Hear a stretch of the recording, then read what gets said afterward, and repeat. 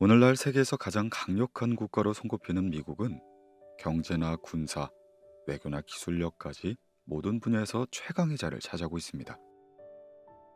하지만 불과 250여 년 전 미국은 영국의 작은 식민지에 불과했는데요. 어떻게 미국은 짧은 기간 안에 세계 최강 대국으로 성장할 수 있었을까요? 반갑습니다, 여러분들. 고독한 낭독회입니다.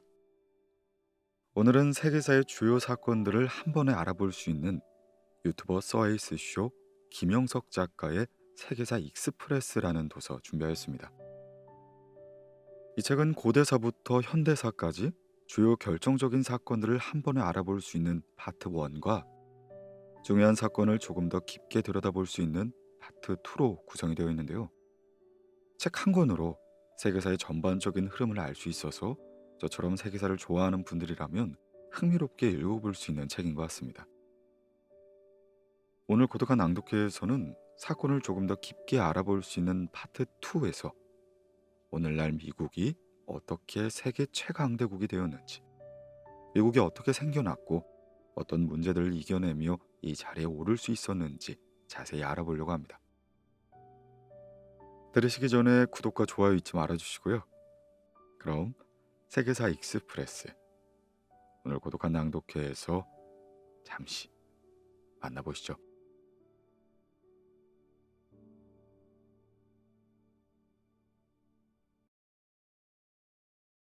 세계사 익스프레스.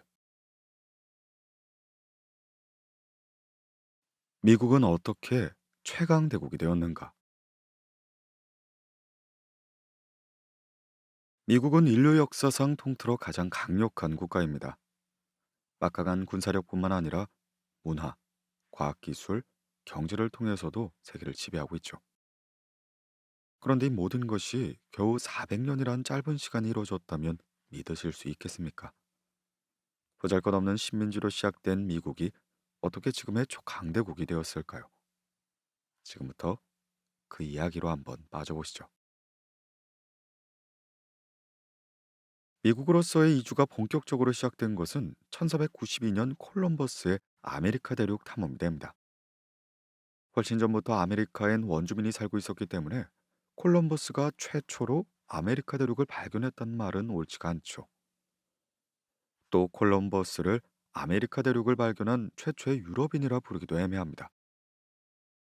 콜럼버스보다 훨씬 앞선 천연경 바이킹이 오늘날의 뉴펀들랜드에 정착했다고 알려져 있거든요. 이는 지금까지 하나의 가설로 여겨졌지만 최근 이를 뒷받침하는 고고학적인 증거가 발견되면서 거의 정설로 인정받는 분위기입니다. 콜럼버스가 아메리카에 도착했을 당시 북아메리카에만 약 200만 명의 원주민이 있었던 것으로 추정합니다. 아메리카 원주민이 어디서 왔는지 분명하지 않지만 아마 동북아시아에 살던 민족이 베링 육교를 건너 아메리카 대륙에 도착한 것으로 보고 있죠. 이들 중 일부는 중앙아메리카와 남아메리카에 정착하여 잉카 제국과 아스테카 제국처럼 고도화된 문명을 건설했습니다. 하지만 북아메리카 원주민은 하나의 통일 왕국을 세우지 못하고 수많은 부족으로 나뉘어 다양한 방식으로 살아가고 있었습니다. 콜럼버스의 아메리카 대륙 탐험은 유럽 사회에 엄청난 파장을 일으킵니다. 신대륙의 존재가 온 세상에 알려지면서 유럽인의 아메리카 대륙 진출이 본격적으로 시작된 것이죠. 참고로 콜럼버스는 죽을 때까지 자신이 발견한 곳이 인도라고 믿었습니다. 그래서 아메리카 원주민들은 오랫동안 인디언이라 불리게 된 것이죠. 아메리카 대륙에 가장 먼저 진출한 나라는 스페인이 됩니다.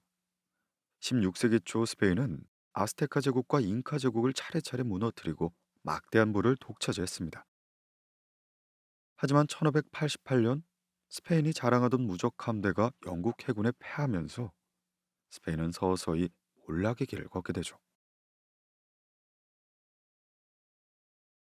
신대륙의 식민지를 건설한 영국. 후발주자인 영국이 신대륙에 첫 발을 내디딘 것은 스페인보다 한참 늦은 1585년의 일이었습니다. 이때 영국은 미국 북쪽 해안에 있는 로어노크 섬에 117명의 이주민을 보내면서 아메리카 대륙의 첫 번째 식민지를 건설했습니다. 1587년 로어노크 식민지를 이끌던 존 화이트는 보급품을 얻기 위해 다시 영국으로 돌아가는데요. 이때 항해가 지연되어 3년이 지난 1590년이 되어서야 로어노크로 귀환할 수가 있었습니다. 그런데 도착해보니 로어노크 식민지는 사람이 살지 않은 채 벌어진 지 오래였고 나무기둥에 크로아토안이라는 알 수 없는 문구만이 적혀 있었습니다. 존 화이트는 함께 이주했던 사람들을 찾았지만 그 어디에도 그들의 흔적은 찾을 수가 없었죠. 이들이 무슨 이유로 사라졌는지 오늘날까지 미스테리로 남아 있습니다. 그렇게 영국의 첫 번째 식민지 건설이 실패로 돌아가게 된 것이죠. 하지만 영국은 포기하지 않았습니다. 20년 뒤인 1607년 남부 버지니아의 두 번째 식민지인 제임스타운을 건설하게 된 것입니다. 다만 안타깝게도 굶주림, 질병, 원주민의 공격으로 인하여 제임스타운의 주민 대부분은 첫 해를 넘기지 못하고 사망하게 되죠. 이렇게 제임스타운은 자칫하면 망하기 직전까지 갔는데요. 더 많은 이주민과 보급품이 도착하면서 겨우 위기를 넘길 수가 있었습니다. 이때 제임스타운의 주민들은 원주민으로부터 담배를 비롯한 여러 작물들의 농사법을 배워 큰 도움을 받았다고 합니다. 특히 추장의 딸이었던 포카혼타스는 영어를 배우고 기독교로 개종하기까지 했다고 알려졌습니다. 이후 영국인과 결혼한 그녀는 런던을 방문하기도 했고요. 하지만 돌아오는 길에 그녀는 원인 모를 병에 걸려 세상을 떠나고야만 합니다. 당시 원주민에겐 백인들이 가져온 어떤 무기보다 훨씬 무서운 것이 바로 천연두 같은 새로운 질병이었거든요. 질병에 면역력이 없는 원주민은 병에 한 번 걸리면 속수무책이었죠. 미대륙에 있었던 원주민의 무려 90%가 유럽인이 퍼뜨린 전염병에 의해 사망했다고 합니다. 한편 제임스타운이 들어선 지 얼마 뒤인 1620년 102명의 청교도인이 탄 메이플 플라워호가 제임스타운이 있는 버지니아보다 훨씬 북쪽에 있는 플리머스에 도착했습니다. 청교도인은 영국에서의 혹독한 종교 탄압을 피해 미국으로 떠난 것이었죠. 이들은 새로운 땅에 정착하는 과정에서 많은 어려움을 겪었지만 주변 원주민의 도움 덕분에 겨우 생존할 수 있었습니다. 그렇게 시간이 흘러 더 많은 청교도인이 도착하자 이들은 플리머스 주변에 여러 식민지들을 건설하기 시작합니다. 그리고 그 중심지가 보스턴이 되었죠. 청교도인은 그들이 정착한 지역을 새로운 영국이란 뜻의 뉴 잉글랜드라고 붙였습니다. 그리고 이때부터 미국의 식민지는 크게 북부의 뉴 잉글랜드와 남부의 버지니아로 나눠지게 된 것이죠. 산악지대가 많은 뉴 잉글랜드에 비해 버지니아는 주로 평화로 이루어졌습니다. 그래서 북부 뉴 잉글랜드엔 도시와 공업이 발달한 반면 남부 버지니아엔 농업이 발달하게 된 것이죠. 점차 확장되는 이주민 세력. 이주민은 점차 세력 범위를 넓혀서 1730년대까지 미국의 총 13개의 식민지를 건설하게 됩니다. 근데 농장이 많은 남부엔 많은 일손이 필요했죠. 그래서 17세기 말부터 식민지로 끌려오는 흑인 노예 수가 폭발적으로 증가하게 됩니다. 노예들은 비좁은 노예선에 물건처럼 실려 아메리카 대륙으로 보내졌습니다. 노예선의 환경은 너무나 비위생적이어서 식민지가 도착하기도 전에 이미 많은 사망자가 발생했고요. 고생 끝에 겨우 살아남아 식민지에 도착한 이들도 남은 평생을 노예로 살아가야 했습니다. 북아메리카에 진출한 건 영국뿐만이 아니었습니다. 비슷한 시기 해상 강국으로 떠오른 네덜란드가 원주민으로부터 헐값에 맨해튼 섬을 구매하고는 그곳을 뉴 암스테르담이라고 불렀습니다. 그리고 얼마 뒤 네덜란드와의 전쟁에서 승리한 영국이 네덜란드로부터 뉴 암스테르담을 빼앗게 된 것이죠. 영국은 당시 황태자였던 요크 대공의 이름을 따 그곳을 뉴욕이라 불렀습니다. 이후 뉴욕은 세계의 수도라고 불릴 만큼 대도시로 성장하게 되었고요. 북아메리카로 진출한 또 다른 나라는 프랑스가 있습니다. 프랑스의 아메리카 진출은 영국보다 훨씬 빠른 1534년에 시작되었고요. 이때 자크 카르티에가 이끄는 프랑스 탐험대는 뉴펀들랜드를 거쳐 퀘벡 지역을 탐험했습니다. 그리고 1608년 퀘벡을 개척하여 본격적인 식민지를 건설하기 시작했고요. 여기서 멈추지 않고 1673년 프랑스 탐험대는 미시시피 강을 따라 미국 남부에 도달하게 됩니다. 프랑스는 새로 발견한 미시시피 강의 일대를 프랑스 왕의 이름을 따 루이지애나라고 불렀죠. 그리고 루이지나의 중심지가 된 도시가 바로 뉴올리언스가 됩니다. 한편 계속해서 몰려오는 이주민 덕분에 영국 식민지 인구는 폭발적으로 증가해 갔습니다. 1750년대 영국 식민지 인구는 어느새 200만 명으로 늘어나 있었죠. 계속된 인구 증가로 영국 식민지 주민들은 새 땅을 찾아 서쪽으로 진출하게 됩니다. 하지만 프랑스가 차지한 땅이 영국의 확장을 막고 있어 충돌이 불가피한 상황이 되었고요. 결국 양국 간의 갈등은 전쟁으로 치닫게 됩니다. 1754년 양국은 북아메리카에 패권을 넣고 10년간의 긴 전쟁을 돌입했습니다. 당시 프랑스의 식민지의 인구는 6만 명에 불과하여 약 200만 명에 달하는 영국 식민지 인구에 비해 수적으로 절대적인 약세였죠. 프랑스는 이를 만회하기 위해 아메리카 원주민과 동맹을 맺고 영국을 공격하기 시작합니다. 양국은 치열하게 싸웠지만 결국 수적 우위에 있었던 영국이 승리를 차지했죠. 이 승리로 루이지애나를 제외한 프랑스의 영토가 영국에 넘어가게 됩니다.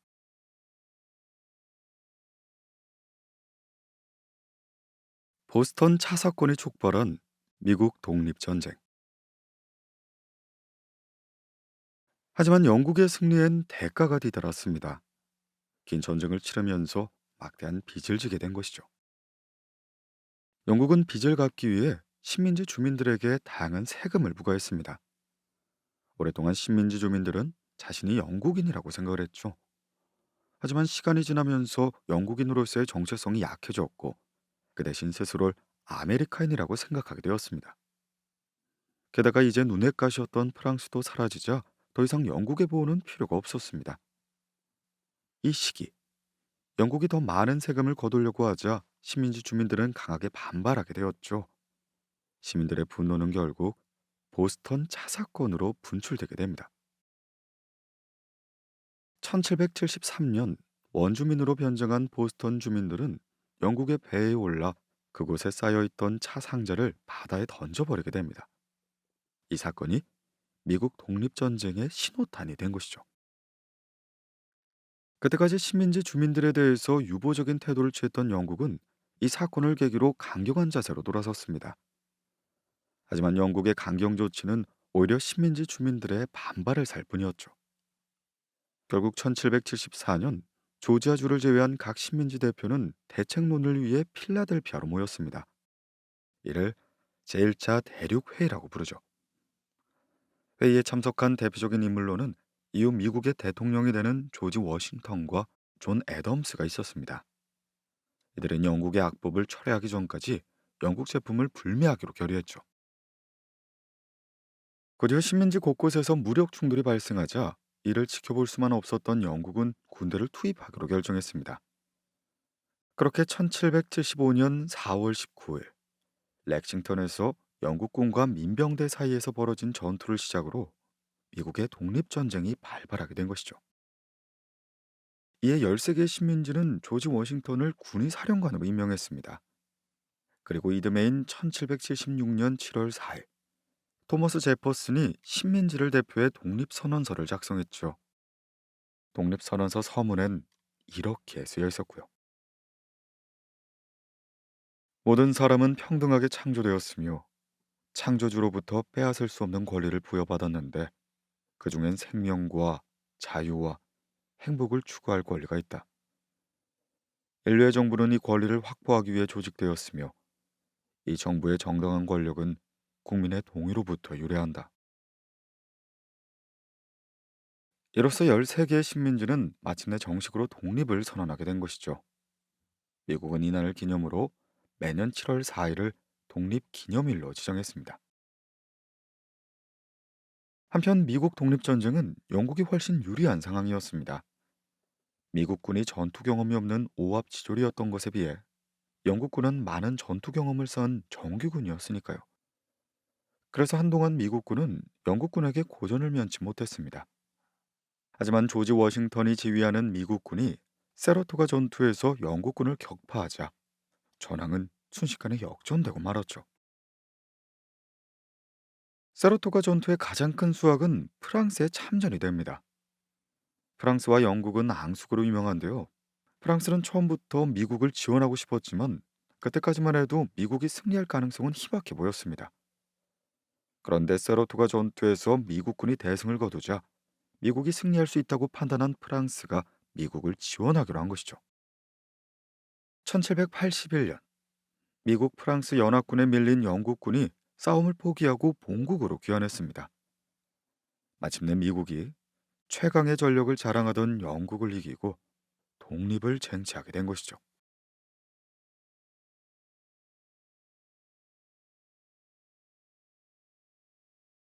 민주공화정을 수립한 13개 주의 연합. 미국은 왕이 나라를 지배하는 왕정을 거부하고 국민이 나라의 주인이 되는 민주공화국을 수립했습니다. 지금이야 민주주의가 이상할 게 하나도 없지만 이는 당시만 해도 특이한 시도였죠. 1787년 미국 헌법이 제정되면서 연방정부의 기초가 마련되기 시작합니다. 미국의 13개 주는 본래 각기 다른 13개의 나라나 마찬가지였죠. 하지만 영국군과 싸우면서 제대로 힘을 발휘하려면 하나로 뭉쳐야 한다는 의식이 생겼습니다. 그래서 13개의 주를 대표하는 연방정부가 탄생했고 연방정부의 수장을 대통령이라고 불렀습니다. 그렇게 미국의 초대 대통령은 독립전쟁에서 가장 큰 공을 세운 조지 워싱턴이 되었습니다. 이후 미국의 제3대 대통령이 된 토머스 제퍼슨은 미국의 영토를 크게 넓히기 시작합니다. 1803년 토머스 제퍼슨은 나폴레옹에게 특사를 보내 프랑스가 차지한 뉴올리언스를 구매하겠다고 제안합니다. 당시엔 뉴올리언스는 지리적으로 매우 중요해서 미국 입장에선 아무리 큰 돈을 치르더라도 포기할 수 없는 도시였죠. 그런데 나폴레옹은 갑자기 뉴올리언스뿐만 아니라 루이지애나 전체를 싼값에 매각하겠다고 역제안을 하기 시작합니다. 당시에 나폴레옹은 신대륙보단 유럽에서의 전쟁에 여념이 없었거든요. 그런 나폴레옹에게 루이지애나는 유지비만 많이 드는 쓸모없는 땅으로 여겨졌습니다. 그래서 루이지애나 전체를 1,500만 달러라는 싼 값에 내놓게 된 것이죠. 이 제안을 거부할 수가 없었던 미국은 인류 역사상 가장 큰 토지 구매에 합의하게 됩니다. 그렇게 미국의 영토는 순식간에 2배가 되었습니다. 서북의 축의 길이 활짝 열리게 된 것이죠. 1812년 미국은 또다시 영국과의 전쟁에 돌입했습니다. 영국 해군이 여러 차례 미국 상선을 공격하자 미국이 전쟁을 선포한 것이죠. 그러자 영국군은 미국의 수도인 워싱턴 DC를 기습하여 대통령 관저와 국회의사당을 불태워버립니다. 이후 대통령 관저는 불에 거슬린 자국을 감추기 위해 흰색 페인트로 칠해지면서 백악관이라 불리게 된 것이죠. 전쟁이 점차 길어질 조짐이 보이자 영국은 서둘러 아무 조건 없이 전쟁을 끝낸다는 조건으로 정전협정을 체결하기 시작합니다. 독립전쟁에 이어 또다시 영국군을 물리친 미국의 위상이 더욱 높아져만 간 것이죠. 1828년 앤드루 잭슨이 미국의 7대 대통령이 됐습니다. 그는 영국과의 전쟁에서 큰 공을 세운 전쟁 영웅이기도 했죠. 다만 미국 원주민에게 있어 그의 등장은 재앙이나 마찬가지였습니다. 당시 영토 팽창을 거듭하고 있었던 미국은 원주민이 차지하고 있었던 땅을 호시탐탐 노리고만 있었죠. 다만 땅의 원래 주인이었던 원주민을 몰아낼 마땅한 명분이 없었던 겁니다. 이렇다 할 명분이 없는데도 앤드루 잭슨은 악명 높은 인디언 추방법을 통과시켰습니다. 이 법에 따라 수많은 원주민이 고향을 떠나 정부가 지정한 원주민 보호구역으로 이주해야만 했죠. 그렇게 조지아주에 살던 16,000명의 체로키족은 고향을 떠나 원주민 보호구역으로 이주했는데 이 여정을 눈물의 길이라고 부릅니다.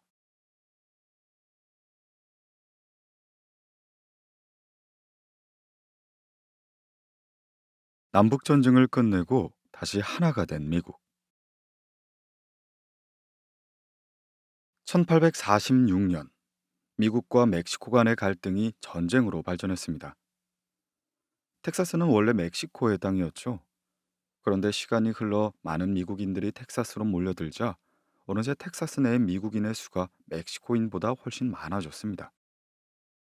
그러자 미국인들은 반란을 일으켰고 텍사스 공화국이란 새로운 국가를 세워버린 것이었죠. 멕시코는 곧바로 군을 투입했지만 텍사스 공화국은 오히려 멕시코군을 격퇴하게 됩니다. 그로부터 얼마 후 텍사스는 미국에 합류하게 되었고요. 하지만 미국은 텍사스를 차지하는 것에 만족하지 않았습니다. 미국은 국경지대에서 일어난 작은 충돌을 빌미로 멕시코를 공격하게 된 것이죠. 파죽지세로 밀고 들어간 미국은 수도인 멕시코시티를 차지하면서 멕시코의 항복을 받아냈습니다. 전쟁에서 패한 멕시코는 북쪽의 거대한 영토를 미국에 내줘야만 했습니다. 이때 캘리포니아와 텍사스, 유타, 애리조나 등이 미국의 땅이 됐습니다. 이제 미국의 영토는 대륙을 가로질러 태평양까지 이어지게 된 것이죠. 하지만 미국의 영토 확장은 여기서 멈추지 않았습니다. 1867년 미국은 러시아 제국으로부터 단돈 720만 달러의 알래스카를 매입했습니다. 러시아 입장에서는 너무 멀리 있고 별다른 도움이 되지 않는 땅이라고 판단해 미국의 헐값에 판매한 것이었죠. 당시 알래스카는 얼음밖에 없는 황무지로 여겨졌습니다. 그래서 알래스카 매입은 당시 미국에서도 세상에서 가장 비싼 냉장고를 샀다는 비난을 받게 되었죠. 다만 이후 알래스카에서 금과 석유, 철광석 등 엄청난 양의 천연자원이 매장되어 있다는 사실이 발견되면서 오늘날 알래스카의 가치는 돈으로 따질 수 없는 정도가 되었습니다. 대외적으로는 승승장구했던 미국. 가장 큰 위기는 오히려 내부에서 발생하게 됩니다. 당시 미국 내에서는 노예제를 유지하는 게 옳은지를 놓고 미국 남부와 북부 간의 갈등이 빚어지고 있었죠. 미국 남부는 북부에 비해 농업 의존도가 높았는데요. 특히 당시 미국 전체 수출량의 3분의 1을 차지하고 있었던 모카를 재배하려면 많은 일손이 필요했습니다. 힘든 육체 노동의 대부분을 흑인 노예가 담당하고 있었고요. 당연히 남부의 입장에선 노예제를 유지하려고 했겠죠. 반면 공업과 상업이 중심이 된 북부에서는 노예제를 반대하는 목소리가 점점 더 커지고 있었습니다. 이렇게 미국은 노예제도를 금지하는 자유주와 노예제도를 허용하는 노예주로 나뉘게 됩니다. 처음에는 자유주와 노예주의 수가 11대 11로 비슷했지만 시간이 흘러 새로운 주가 가입되면서 마찰이 발생하게 됩니다. 새로 가입할 주가 노예주가 될지 아니면 자유주가 될지를 놓고 양측 간의 갈등이 벌어지게 된 것이죠. 갈등이 심화되던 1861년 노예제를 반대하는 에이브럼 링컨이 대통령에 당선됩니다. 링컨의 당선으로 불만이 폭발했던 남부주는 연방에서 탈퇴를 했고 그들만의 나라가 세워졌죠. 이것이 바로 4년간 이어질 남북전쟁의 시작이었습니다. 전쟁을 시작할 당시 북부의 인구와 물자가 훨씬 많아 북부가 남부보다 훨씬 유리했습니다. 하지만 남부엔 잘 훈련된 군인들이 있었고 명장이라고 평가받던 로버트 리 장군이 군의 지휘를 맡고 있었죠. 그래서 전쟁 초반엔 남부가 승기를 잡은 것처럼 보였습니다. 하지만 얼마 가지 않았죠. 물량을 쏟아부은 북부가 점차 전쟁을 유리하게 끌고 가다 결국 게티즈버그에서 결정적인 승리를 거두게 됩니다. 그렇게 미국은 다시 하나가 되고 마침내 노예제가 폐지되게 된 것이죠. 미국의 남북 전쟁은 4년 동안 60만 명의 군인이 전사하는 치열한 전쟁이었습니다. 하지만 전쟁을 승리로 이끈 링컨 대통령은 전쟁이 끝나고 얼마 되지 않아 노예제 찬성론자가 쓴 총에 맞아 암살되고 말았죠. 계속된 혼란과 전쟁으로 미국은 폐허가 됐고 나라의 미래가 어둡게만 느껴졌습니다. 미국의 민주주의 역시 실패한 것처럼 보였죠.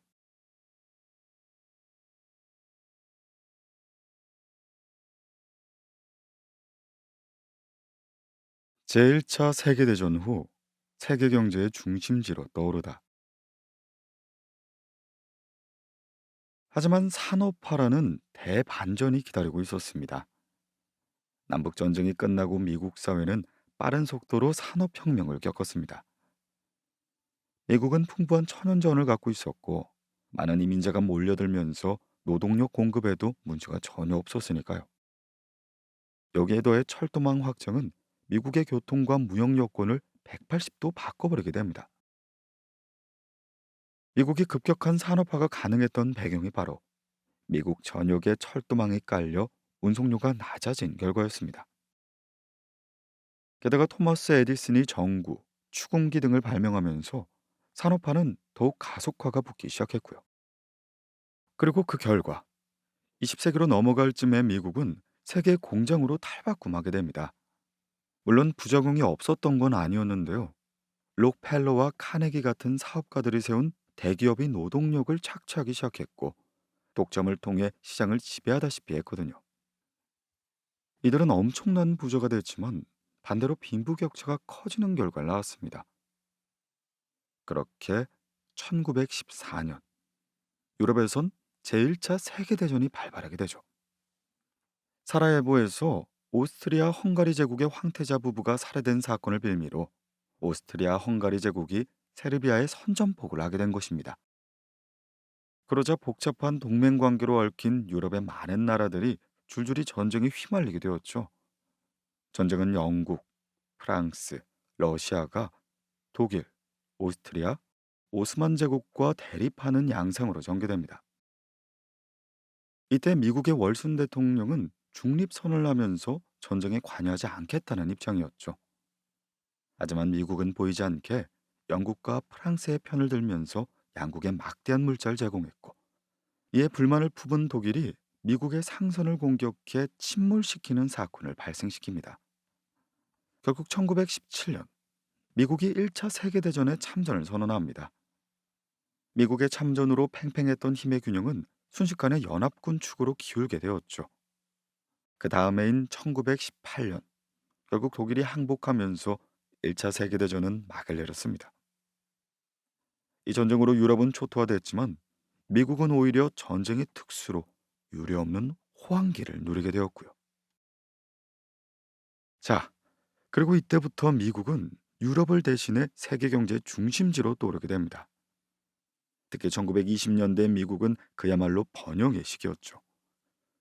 도시 곳곳엔 고층 건물이 들어섰고 대중에겐 자동차가 보급됐습니다. 그래서 흔히 미국의 1920년대를 광란의 20년대라고 부르게 되죠.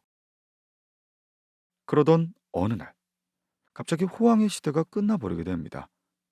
1929년 10월 24일 이른바 검은 목요일로 알려진 이 사건은 이후 10년간 계속된 대공황의 시작이었죠. 전까진 주가가 꾸준히 상승하고 있었기 때문에 많은 자본이 주식시장에 몰려 있었습니다. 그런데 한순간에 주가가 폭락하자 경기는 침체되기 시작했고 사업체는 파산에 들어가 실업자가 늘어나기 시작했죠. 실업자가 늘어나니 돈을 쓸 사람이 없어서 시장에 돈이 돌지 않는 악순환이 계속됩니다. 1920년대가 광란의 시기였다면 1930년대는 배고픔의 시기가 된 것입니다. 거리에는 굶어 죽는 사람들이 넘쳐났고 각종 경제 지표가 바닥을 찍었죠. 1933년에 당선된 루스벨트 대통령은 경제를 살리기 위해 정부가 직접 개입하는 뉴딜 정책을 펼쳤습니다. 이 뉴딜 정책은 효과가 있는 것처럼 보였지만 시간이 흐르면서 점차 그 한계가 드러나게 됐죠. 비슷한 시기 미국에서 시작된 대공황은 전 세계로 퍼져서 유럽과 아시아도 경제 침체를 겪었습니다. 이 혼란을 틈타 독일에선 히틀러가 정권을 잡게 됐고 일본에서도 서서히 군국주의의 세력이 정권을 차지하게 됩니다.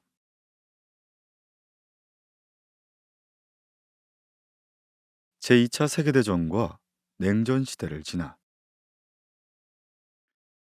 1939년 나치 독일이 폴란드를 침공하면서 제2차 세계대전이 발발했습니다. 6년간 이어진 전쟁으로 유럽은 또다시 초토화가 됐고 수천만 명이 목숨을 잃게 되었죠.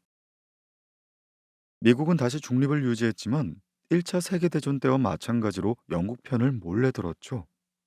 하지만 1941년 일본의 폭격기가 하와이에 진주만을 기습하자 미국은 일본과 나치 독일을 상대로 전쟁을 선포하게 됩니다. 그렇게 미국의 중심이 된 연합군은 노르망디 상륙을 감행해 전쟁을 승리하기 위한 교두보를 마련했습니다. 연합군은 마침내 독일의 항복을 받아냈죠. 하지만 아직 일본이 남아 있었습니다. 미국은 미드웨이 해전에서 승리하면서 승기를 잡았지만 일본 본토를 공격하려면 큰 피해를 감수해야 했습니다. 그래서 미국은 일본 히로시마와 나가사키에 원자폭탄을 투하하게 되었죠. 1945년 8월 15일 마침내 일본이 항복하면서 제2차 세계대전이 종결되게 됩니다. 전쟁이 끝나기 약 1년 전인 1944년 미국은 브레턴 우주에서 44개의 동맹국 대표단의 회의를 소집했습니다. 이 회의에서 미국은 잿더미가 된 유럽을 재건하는 것에 합의했죠. 그리고 그에 필요한 자금을 마련하는 과정에서 미국의 달러가 유일한 기축통화로 채택되게 되었고요. 이제 미국은 기축통화인 달러를 원하는 만큼 찍어낼 수 있게 되었고 달러를 무기로 세계 경제를 자제할 수 있는 엄청난 힘을 갖게 된 것입니다. 그렇게 전쟁이 끝나자 세계는 미국과 소련의 양강 체제로 흘러갑니다. 냉전이라고 불리는 양강 체제는 민주주의와 공산주의 간의 경쟁이기도 했습니다. 양국은 직접 전면전에 벌이진 않았지만 첩보전과 무기 경쟁, 대리전을 통해 서로 경쟁하기 시작했죠. 미소냉전은 1950년 6.25 전쟁과 1970년에 발생한 베트남 전쟁까지 이어졌습니다. 그렇게 1989년 소련이 갑작스럽게 해체되면서 냉전은 종식되게 되었고요. 이제 미국은 세계 유일의 초강대국으로 올라서게 된 것입니다. 2000년대로 접어들자 소련 대신 중국이라는 새로운 경쟁자가 등장합니다. 소련은 엄청난 인구와 빠른 경제 성장으로 미국이 갖고 있던 세계 공장주의를 빼앗았습니다. 오늘날 미국은 경제 위기와 정치의 양극화, 그리고 우크라이나 전쟁 등 수많은 문제에 직면해 있습니다. 그럼 미국이 중국의 도전에 어떻게 대처할지 세계의 이목이 집중되어 있죠.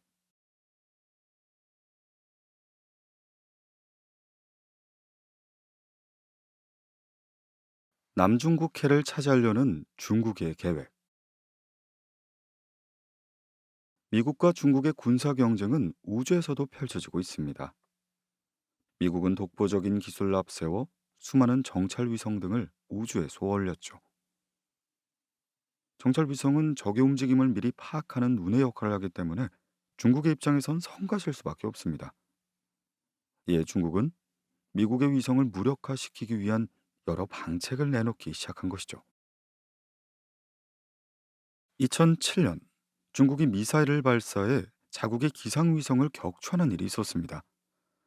수백 킬로미터의 상공에 있는 위성을 미사일로 요격한 건 처음이었기 때문에 미국을 비롯한 전 세계가 깜짝 놀란 사건이었죠. 또 중국은 2021년 로봇 팔에 달린 인공위성인 쉬지안 21을 우주로 발사하게 됩니다. 중국은 이 로봇 팔이 우주 파편을 청소하기 위해서라고 밝혔지만 실제 목적은 미국의 위성을 파괴하는 거라는 의심을 사고 있습니다. 여기에 더해 중국은 레이저를 발사하여 미국 정찰 위성에 장애를 일으키는 실험을 하기도 했죠. 중국은 이 밖에도 여러 기술 분야에서 미국과의 격차를 줄이고 있습니다. 중국이 공을 들이는 첨단 기술로는 무인기와 드론을 들 수 있겠는데요. 중국은 드론 시장의 80%를 차지하고 있을 정도로 상당한 수준의 기술을 자랑합니다.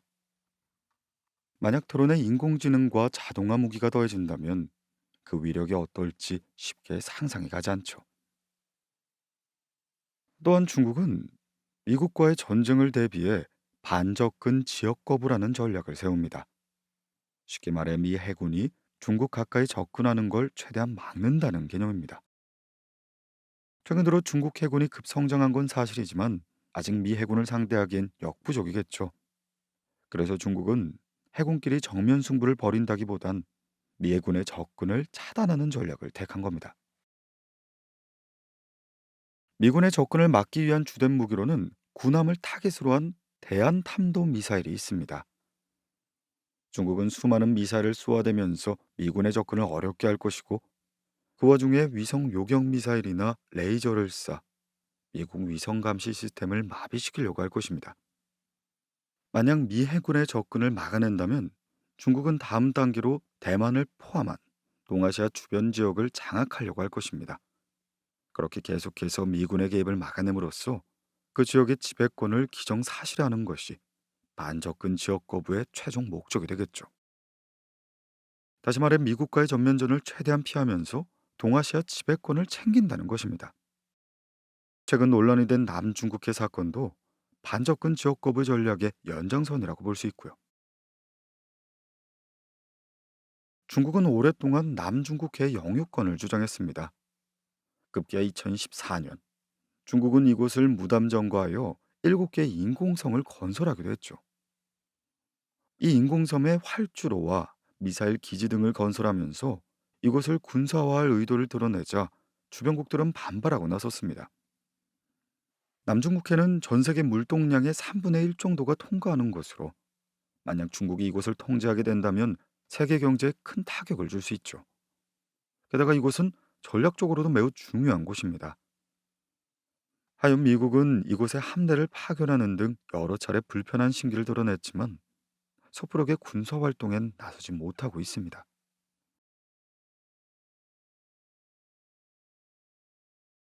미중 전쟁이 벌어지면 어떤 일이 생길까? 지금까지의 정보를 종합하여 전쟁이 벌어질 경우에 중국의 전략을 가정하겠습니다. 분쟁이 발생하면 중국은 먼저 한국과 일본, 그리고 괌에 흩어진 미군 기지를 선제 공격할 것으로 보이죠. 미군 시설 중에서도 사드와 같은 미사일 방어 시스템이 첫 번째 목표가 될 것입니다. 전쟁이 시작될 때 미국의 함대와 전투기 대부분은 전장에서 멀리 떨어져 있기 때문에 분쟁 지역에 도착하려면 꽤 오랜 시간이 걸릴 것입니다. 중국은 이때를 노려 아시아의 미군 기지에 최대한 많은 피해를 주겠죠. 미군이 도착한다 해도 상황이 나아질 거란 보장은 없습니다. 미국 항공모함은 중국의 장거리 대함 미사일의 공격을 받을 것이고, 미함대가 접근하면 할수록 더 강렬한 공격을 받을 테니까요. 미국 역시 미사일을 잡아낼 방어 체계를 구축하고 있지만 중국의 미사일 성능은 나날이 향상되고 있는 상황입니다. 이로써 미국의 방어 체제가 실전에 얼마나 효과가 있을지 미지수라고 할 수 있겠고요. 미군이 전투기를 출격시켜 중국의 미사일 기지를 공격한다고 해도 어려움이 있을 겁니다. 항공모함이 중국에서 멀리 떨어져 있어서 공중 구비기 없이는 전투기가 목표물에 도달할 수 없기 때문입니다.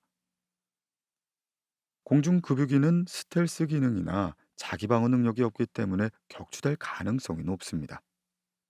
그렇게 되면 미국이 보유한 최첨단 전투기는 결국 아무 쓸모가 없게 되는 것이죠. 중국은 남중국해에서 그랬던 것처럼 동아시아의 지배권이 고착돼 기정사실이 되길 기다리면 됩니다. 존스 호킨스 대학교의 오트 교수는 중국이 서태평양을 차지하고 벌어질 상황에 대해 이렇게 말하였죠. 미국의 신뢰성이 무너지면서 세계는 새로운 시대로 진입할 것이다. 동남아시아는 중국에 굴복할 것이며 호주는 고립되어 미래가 불확실해질 것이다.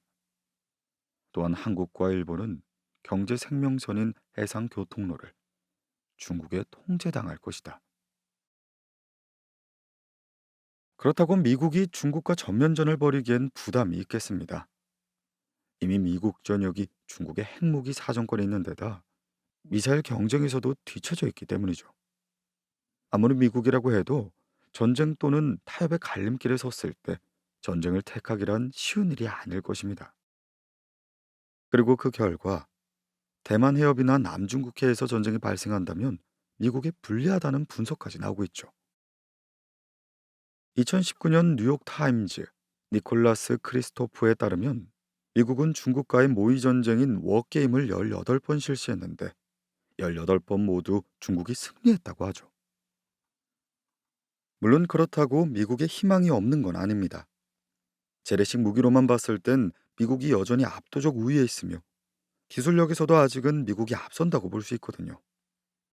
중국이 미국의 약점을 노려 비대칭 전력에 집중한 만큼 미국도 충분히 중국의 전력을 무력화시킬 저력이 남아 있습니다. 최근 들어 미국 또한 중국군의 급성장을 주목하면서 적극적으로 군사력 증강에 힘쓰고 있고요. 또한 미국의 다른 장점은 수많은 동맹국이 있다는 겁니다. 비록 러시아나 이란 정도가 중국을 도울 것으로 보이지만 전쟁이 일어나면 대다수의 나라는 미국의 편을 들겠죠. 아무래도 미국이 주도하는 세계 질서가 중국이 패권을 잡았을 때보다 훨씬 더 매력적으로 보이기 때문입니다. 중국의 군사력이 필요 이상으로 과대평가됐다고 생각할 수도 있겠습니다. 하지만 국방에 있어선 낙관론은 도움이 되지 않습니다. 오히려 최악의 상황을 가정하는 게 전쟁을 예방하고 나아가 전쟁을 승리로 이끈다는 사실이 역사에 끊임없이 증명됐으니 말이죠.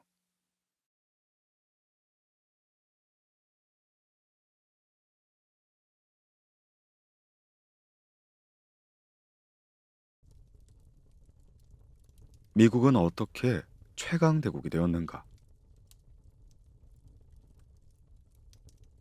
미국은 인류 역사상 통틀어 가장 강력한 국가입니다. 막강한 군사력뿐만 아니라 문화, 과학기술, 경제를 통해서도 세계를 지배하고 있죠. 그런데 이 모든 것이 겨우 400년이란 짧은 시간이 이루어졌다면 믿으실 수 있겠습니까? 보잘것없는 식민지로 시작된 미국이 어떻게 지금의 초강대국이 되었을까요? 지금부터 그 이야기로 한번 빠져보시죠. 미국으로서의 이주가 본격적으로 시작된 것은 1492년 콜럼버스의 아메리카 대륙 탐험이 됩니다. 훨씬 전부터 아메리카엔 원주민이 살고 있었기 때문에 콜럼버스가 최초로 아메리카 대륙을 발견했단 말은 옳지가 않죠. 또 콜럼버스를 아메리카 대륙을 발견한 최초의 유럽인이라 부르기도 애매합니다. 콜럼버스보다 훨씬 앞선 천연경 바이킹이 오늘날의 뉴펀들랜드에 정착했다고 알려져 있거든요. 이는 지금까지 하나의 가설로 여겨졌지만 최근 이를 뒷받침하는 고고학적인 증거가 발견되면서 거의 정설로 인정받는 분위기입니다. 콜럼버스가 아메리카에 도착했을 당시 북아메리카에만 약 200만 명의 원주민이 있었던 것으로 추정합니다. 아메리카 원주민이 어디서 왔는지 분명하지 않지만 아마 동북아시아에 살던 민족이 베링 육교를 건너 아메리카 대륙에 도착한 것으로 보고 있죠. 이들 중 일부는 중앙 아메리카와 남아메리카에 정착하여 잉카 제국과 아스테카 제국처럼 고도화된 문명을 건설했습니다. 하지만 북아메리카 원주민은 하나의 통일 왕국을 세우지 못하고 수많은 부족으로 나뉘어 다양한 방식으로 살아가고 있었습니다. 콜럼버스의 아메리카 대륙 탐험은 유럽 사회에 엄청난 파장을 일으킵니다. 신대륙의 존재가 온 세상에 알려지면서 유럽인의 아메리카 대륙 진출이 본격적으로 시작된 것이죠. 참고로 콜럼버스는 죽을 때까지 자신이 발견한 곳이 인도라고 믿었습니다. 그래서 아메리카 원주민들은 오랫동안 인디언이라 불리게 된 것이죠. 아메리카 대륙에 가장 먼저 진출한 나라는 스페인이 됩니다. 16세기 초 스페인은 아스테카 제국과 잉카 제국을 차례차례 무너뜨리고 막대한 부를 독차지했습니다. 하지만 1588년 스페인이 자랑하던 무적 함대가 영국 해군에 패하면서 스페인은 서서히 몰락의 길을 걷게 되죠. 신대륙의 식민지를 건설한 영국.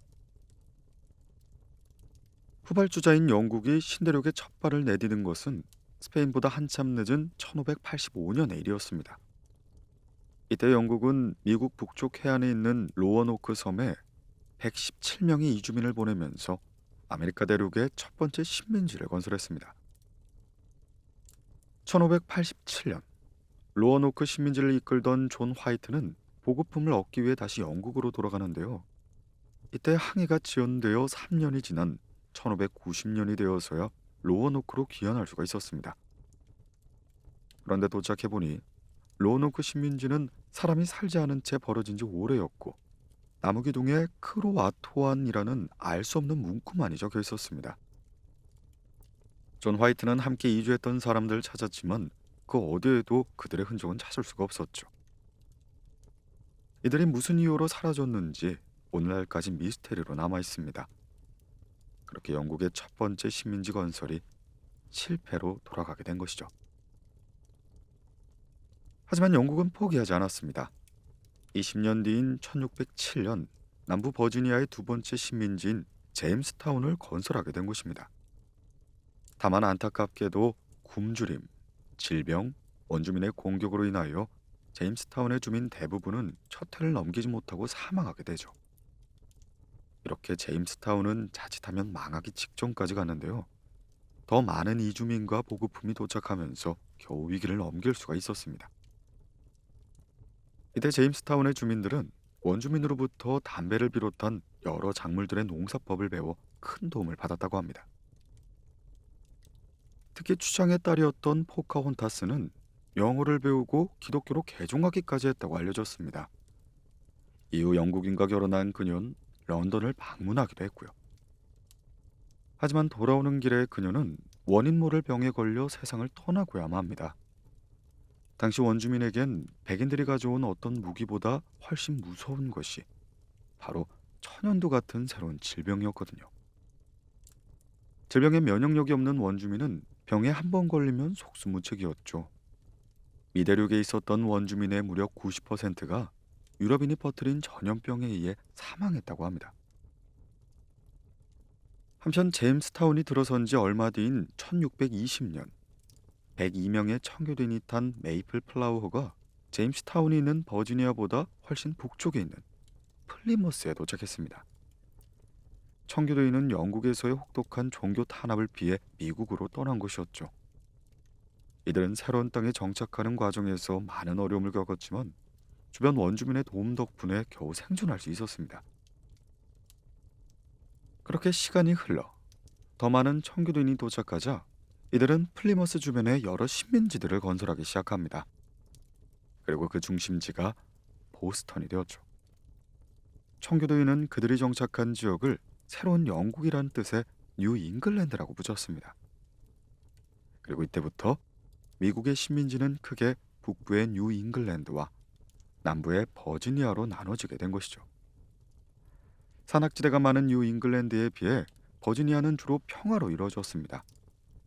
그래서 북부 뉴 잉글랜드엔 도시와 공업이 발달한 반면 남부 버지니아엔 농업이 발달하게 된 것이죠. 점차 확장되는 이주민 세력. 이주민은 점차 세력 범위를 넓혀서 1730년대까지 미국의 총 13개의 식민지를 건설하게 됩니다. 근데 농장이 많은 남부엔 많은 일손이 필요했죠. 그래서 17세기 말부터 식민지로 끌려오는 흑인 노예 수가 폭발적으로 증가하게 됩니다. 노예들은 비좁은 노예선에 물건처럼 실려 아메리카 대륙으로 보내졌습니다. 노예선의 환경은 너무나 비위생적이어서 식민지가 도착하기도 전에 이미 많은 사망자가 발생했고요. 고생 끝에 겨우 살아남아 식민지에 도착한 이들도 남은 평생을 노예로 살아가야 했습니다. 북아메리카에 진출한 건 영국뿐만이 아니었습니다. 비슷한 시기 해상 강국으로 떠오른 네덜란드가 원주민으로부터 헐값에 맨해튼 섬을 구매하고는 그곳을 뉴 암스테르담이라고 불렀습니다. 그리고 얼마 뒤 네덜란드와의 전쟁에서 승리한 영국이 네덜란드로부터 뉴 암스테르담을 빼앗게 된 것이죠. 영국은 당시 황태자였던 요크 대공의 이름을 따 그곳을 뉴욕이라 불렀습니다. 이후 뉴욕은 세계의 수도라고 불릴 만큼 대도시로 성장하게 되었고요. 북아메리카로 진출한 또 다른 나라는 프랑스가 있습니다. 프랑스의 아메리카 진출은 영국보다 훨씬 빠른 1534년에 시작되었고요. 이때 자크 카르티에가 이끄는 프랑스 탐험대는 뉴펀들랜드를 거쳐 퀘벡 지역을 탐험했습니다.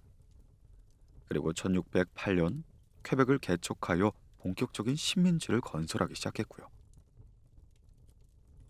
여기서 멈추지 않고 1673년 프랑스 탐험대는 미시시피 강을 따라 미국 남부에 도달하게 됩니다. 프랑스는 새로 발견한 미시시피 강의 일대를 프랑스 왕의 이름을 따 루이지애나라고 불렀죠. 그리고 루이지나의 중심지가 된 도시가 바로 뉴올리언스가 됩니다. 한편 계속해서 몰려오는 이주민 덕분에 영국 식민지 인구는 폭발적으로 증가해 갔습니다.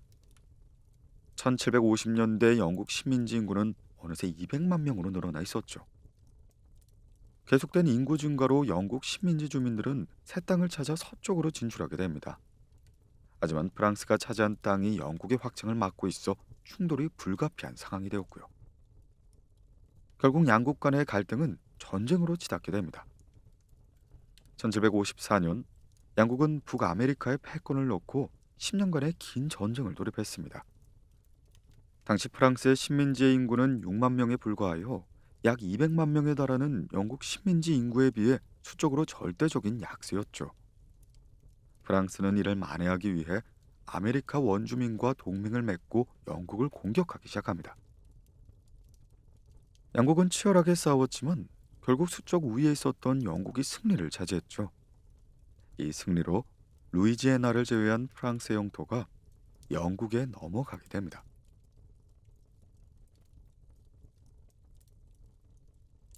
보스턴 차 사건이 촉발한 미국 독립전쟁.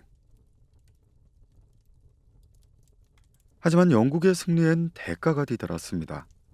긴 전쟁을 치르면서 막대한 빚을 지게 된 것이죠. 영국은 빚을 갚기 위해 식민지 주민들에게 다양한 세금을 부과했습니다. 오랫동안 식민지 주민들은 자신이 영국인이라고 생각을 했죠.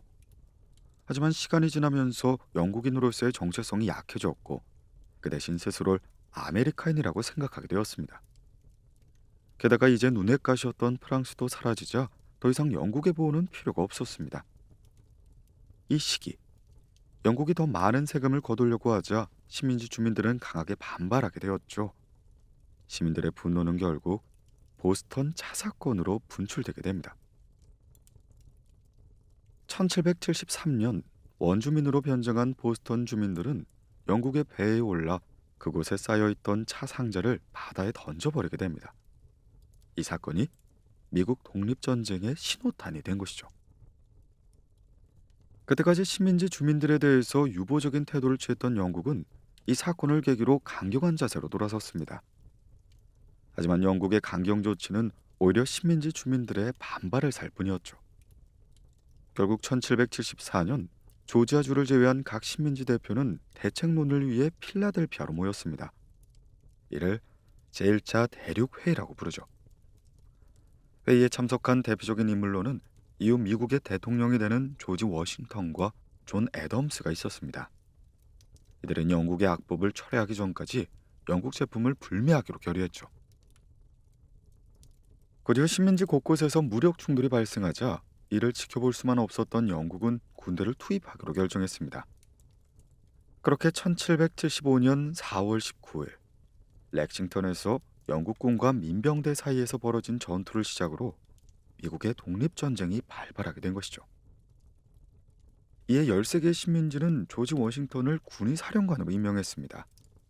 그리고 이듬해인 1776년 7월 4일 토머스 제퍼슨이 식민지를 대표해 독립선언서를 작성했죠.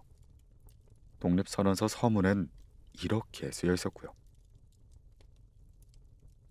모든 사람은 평등하게 창조되었으며 창조주로부터 빼앗을 수 없는 권리를 부여받았는데 그 중엔 생명과 자유와 행복을 추구할 권리가 있다. 인류의 정부는 이 권리를 확보하기 위해 조직되었으며 이 정부의 정당한 권력은 국민의 동의로부터 유래한다. 이로써 13개의 식민지는 마침내 정식으로 독립을 선언하게 된 것이죠. 미국은 이날을 기념으로 매년 7월 4일을 독립기념일로 지정했습니다. 한편 미국 독립전쟁은 영국이 훨씬 유리한 상황이었습니다. 미국군이 전투 경험이 없는 오합지졸이었던 것에 비해 영국군은 많은 전투 경험을 쌓은 정규군이었으니까요. 그래서 한동안 미국군은 영국군에게 고전을 면치 못했습니다. 하지만 조지 워싱턴이 지휘하는 미국군이 세러토가 전투에서 영국군을 격파하자 전황은 순식간에 역전되고 말았죠. 세라토가 전투의 가장 큰 수확은 프랑스의 참전이 됩니다. 프랑스와 영국은 앙숙으로 유명한데요. 프랑스는 처음부터 미국을 지원하고 싶었지만 그때까지만 해도 미국이 승리할 가능성은 희박해 보였습니다. 그런데 세라토가 전투에서 미국군이 대승을 거두자 미국이 승리할 수 있다고 판단한 프랑스가 미국을 지원하기로 한 것이죠. 1781년 미국 프랑스 연합군에 밀린 영국군이 싸움을 포기하고 본국으로 귀환했습니다. 마침내 미국이 최강의 전력을 자랑하던 영국을 이기고 독립을 쟁취하게 된 것이죠.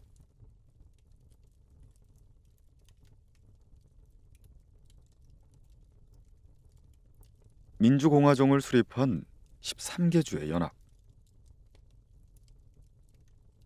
미국은 왕이 나라를 지배하는 왕정을 거부하고 국민이 나라의 주인이 되는 민주공화국을 수립했습니다.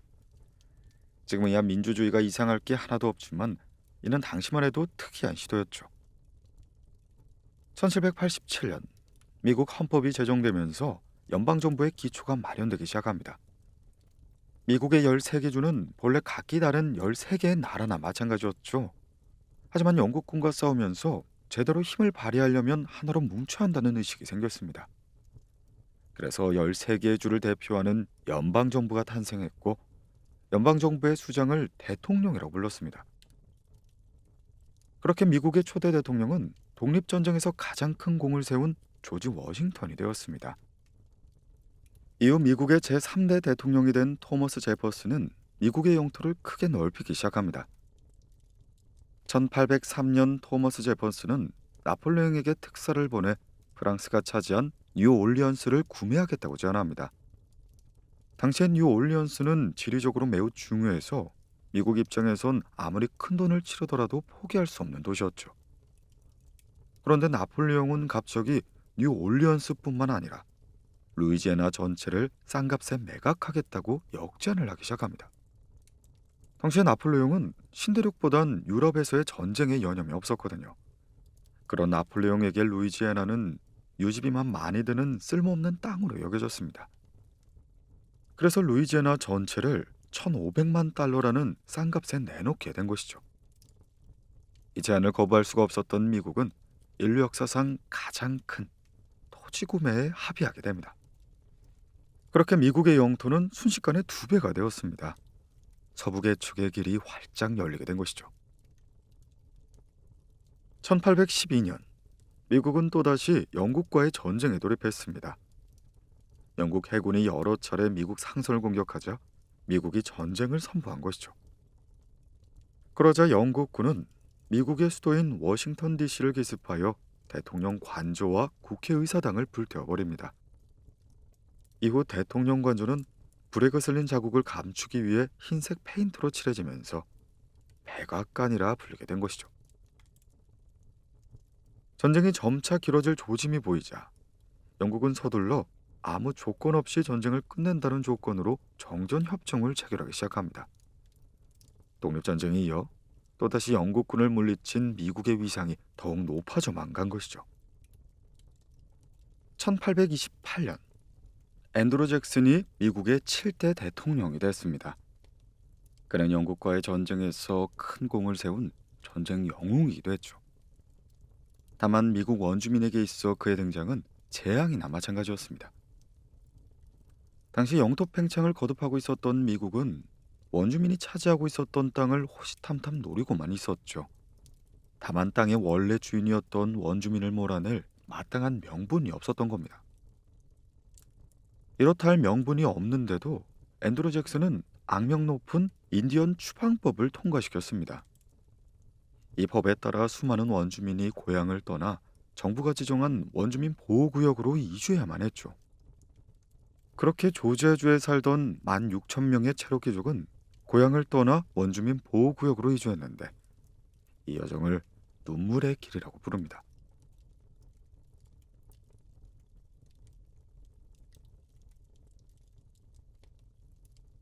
남북전쟁을 끝내고 다시 하나가 된 미국. 1846년 미국과 멕시코 간의 갈등이 전쟁으로 발전했습니다. 텍사스는 원래 멕시코의 땅이었죠. 그런데 시간이 흘러 많은 미국인들이 텍사스로 몰려들자 어느새 텍사스 내 미국인의 수가 멕시코인보다 훨씬 많아졌습니다. 그러자 미국인들은 반란을 일으켰고 텍사스 공화국이란 새로운 국가를 세워버린 것이었죠. 멕시코는 곧바로 군을 투입했지만 텍사스 공화국은 오히려 멕시코군을 격퇴하게 됩니다. 그로부터 얼마 후 텍사스는 미국에 합류하게 되었고요. 하지만 미국은 텍사스를 차지하는 것에 만족하지 않았습니다. 미국은 국경지대에서 일어난 작은 충돌을 빌미로 멕시코를 공격하게 된 것이죠. 파죽지세로 밀고 들어간 미국은 수도인 멕시코시티를 차지하면서 멕시코의 항복을 받아냈습니다. 전쟁에서 패한 멕시코는 북쪽의 거대한 영토를 미국에 내줘야만 했습니다. 이때 캘리포니아와 텍사스, 유타, 애리조나 등이 미국의 땅이 됐습니다. 이제 미국의 영토는 대륙을 가로질러 태평양까지 이어지게 된 것이죠. 하지만 미국의 영토 확장은 여기서 멈추지 않았습니다. 1867년 미국은 러시아 제국으로부터 단돈 720만 달러의 알래스카를 매입했습니다. 러시아 입장에서는 너무 멀리 있고 별다른 도움이 되지 않는 땅이라고 판단해 미국의 헐값에 판매한 것이었죠. 당시 알래스카는 얼음밖에 없는 황무지로 여겨졌습니다. 그래서 알래스카 매입은 당시 미국에서도 세상에서 가장 비싼 냉장고를 샀다는 비난을 받게 되었죠. 다만 이후 알래스카에서 금과 석유, 철광석 등 엄청난 양의 천연자원이 매장되어 있다는 사실이 발견되면서 오늘날 알래스카의 가치는 돈으로 따질 수 없는 정도가 되었습니다. 대외적으로는 승승장구했던 미국. 가장 큰 위기는 오히려 내부에서 발생하게 됩니다. 당시 미국 내에서는 노예제를 유지하는 게 옳은지를 놓고 미국 남부와 북부 간의 갈등이 빚어지고 있었죠. 미국 남부는 북부에 비해 농업 의존도가 높았는데요. 특히 당시 미국 전체 수출량의 3분의 1을 차지하고 있었던 모카를 재배하려면 많은 일손이 필요했습니다. 힘든 육체 노동의 대부분을 흑인 노예가 담당하고 있었고요. 당연히 남부의 입장에선 노예제를 유지하려고 했겠죠. 반면 공업과 상업이 중심이 된 북부에서는 노예제를 반대하는 목소리가 점점 더 커지고 있었습니다. 이렇게 미국은 노예제도를 금지하는 자유주와 노예제도를 허용하는 노예주로 나뉘게 됩니다. 처음에는 자유주와 노예주의 수가 11대 11로 비슷했지만 시간이 흘러 새로운 주가 가입되면서 마찰이 발생하게 됩니다. 새로 가입할 주가 노예주가 될지 아니면 자유주가 될지를 놓고 양측 간의 갈등이 벌어지게 된 것이죠. 갈등이 심화되던 1861년 노예제를 반대하는 에이브러함 링컨이 대통령에 당선됩니다. 링컨의 당선으로 불만이 폭발했던 남부주는 연방에서 탈퇴를 했고 그들만의 나라가 세워졌죠. 이것이 바로 4년간 이어질 남북전쟁의 시작이었습니다. 전쟁을 시작할 당시 북부의 인구와 물자가 훨씬 많아 북부가 남부보다 훨씬 유리했습니다. 하지만 남부엔 잘 훈련된 군인들이 있었고 명장이라고 평가받던 로버트 리 장군이 군의 지휘를 맡고 있었죠. 그래서 전쟁 초반엔 남부가 승기를 잡은 것처럼 보였습니다. 하지만 얼마 가지 않았죠. 물량을 쏟아부은 북부가 점차 전쟁을 유리하게 끌고 가다 결국 게티즈버그에서 결정적인 승리를 거두게 됩니다. 그렇게 미국은 다시 하나가 되고 마침내 노예제가 폐지되게 된 것이죠. 미국의 남북전쟁은 4년 동안 60만 명의 군인이 전사하는 치열한 전쟁이었습니다. 하지만 전쟁을 승리로 이끈 링컨 대통령은 전쟁이 끝나고 얼마 되지 않아 노예제 찬성론자가 쓴 총에 맞아 암살되고 말았죠. 계속된 혼란과 전쟁으로 미국은 폐허가 됐고 나라의 미래가 어둡게만 느껴졌습니다. 미국의 민주주의 역시 실패한 것처럼 보였죠.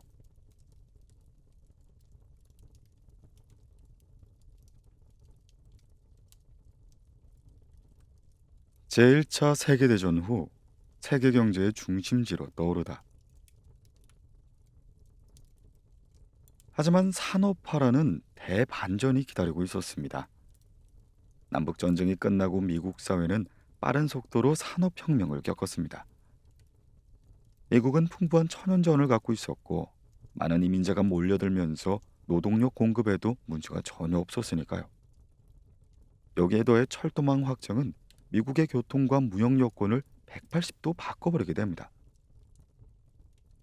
미국이 급격한 산업화가 가능했던 배경이 바로 미국 전역에 철도망이 깔려 운송료가 낮아진 결과였습니다. 게다가 토마스 에디슨이 전구, 축음기 등을 발명하면서 산업화는 더욱 가속화가 붙기 시작했고요. 그리고 그 결과 20세기로 넘어갈 쯤에 미국은 세계 공장으로 탈바꿈하게 됩니다. 물론 부작용이 없었던 건 아니었는데요. 록펠러와 카네기 같은 사업가들이 세운 대기업이 노동력을 착취하기 시작했고 독점을 통해 시장을 지배하다시피 했거든요. 이들은 엄청난 부자가 됐지만 반대로 빈부격차가 커지는 결과를 낳았습니다. 그렇게 1914년 유럽에선 제1차 세계대전이 발발하게 되죠. 사라예보에서 오스트리아 헝가리 제국의 황태자 부부가 살해된 사건을 빌미로 오스트리아 헝가리 제국이 세르비아에 선전포고를 하게 된 것입니다. 그러자 복잡한 동맹 관계로 얽힌 유럽의 많은 나라들이 줄줄이 전쟁에 휘말리게 되었죠. 전쟁은 영국, 프랑스, 러시아가 독일, 오스트리아, 오스만 제국과 대립하는 양상으로 전개됩니다. 이때 미국의 월순 대통령은 중립선언을 하면서 전쟁에 관여하지 않겠다는 입장이었죠. 하지만 미국은 보이지 않게 영국과 프랑스의 편을 들면서 양국에 막대한 물자를 제공했고 이에 불만을 품은 독일이 미국의 상선을 공격해 침몰시키는 사건을 발생시킵니다. 결국 1917년 미국이 1차 세계대전에 참전을 선언합니다. 미국의 참전으로 팽팽했던 힘의 균형은 순식간에 연합군 축으로 기울게 되었죠. 그 다음해인 1918년 결국 독일이 항복하면서 1차 세계대전은 막을 내렸습니다. 이 전쟁으로 유럽은 초토화됐지만 미국은 오히려 전쟁의 특수로 유례없는 호황기를 누리게 되었고요. 자, 그리고 이때부터 미국은 유럽을 대신해 세계 경제의 중심지로 떠오르게 됩니다. 특히 1920년대 미국은 그야말로 번영의 시기였죠. 도시 곳곳엔 고층 건물이 들어섰고 대중에겐 자동차가 보급됐습니다. 그래서 흔히 미국의 1920년대를 광란의 20년대라고 부르게 되죠. 그러던 어느 날 갑자기 호황의 시대가 끝나버리게 됩니다. 1929년 10월 24일 이른바 검은 목요일로 알려진 이 사건은 이후 10년간 계속된 대공황의 시작이었죠. 전까진 주가가 꾸준히 상승하고 있었기 때문에 많은 자본이 주식시장에 몰려 있었습니다. 그런데 한순간에 주가가 폭락하자 경기는 침체되기 시작했고 사업체는 파산에 들어가 실업자가 늘어나기 시작했죠. 실업자가 늘어나니 돈을 쓸 사람이 없어서 시장에 돈이 돌지 않는 악순환이 계속됩니다. 1920년대가 광란의 시기였다면 1930년대는 배고픔의 시기가 된 것입니다. 거리에는 굶어 죽는 사람들이 넘쳐났고 각종 경제 지표가 바닥을 찍었죠. 1933년에 당선된 루스벨트 대통령은 경제를 살리기 위해 정부가 직접 개입하는 뉴딜 정책을 펼쳤습니다. 이 뉴딜 정책은 효과가 있는 것처럼 보였지만 시간이 흐르면서 점차 그 한계가 드러나게 됐죠. 비슷한 시기 미국에서 시작된 대공황은 전 세계로 퍼져서 유럽과 아시아도 경제 침체를 겪었습니다. 이 혼란을 틈타 독일에선 히틀러가 정권을 잡게 됐고 일본에서도 서서히 군국주의의 세력이 정권을 차지하게 됩니다.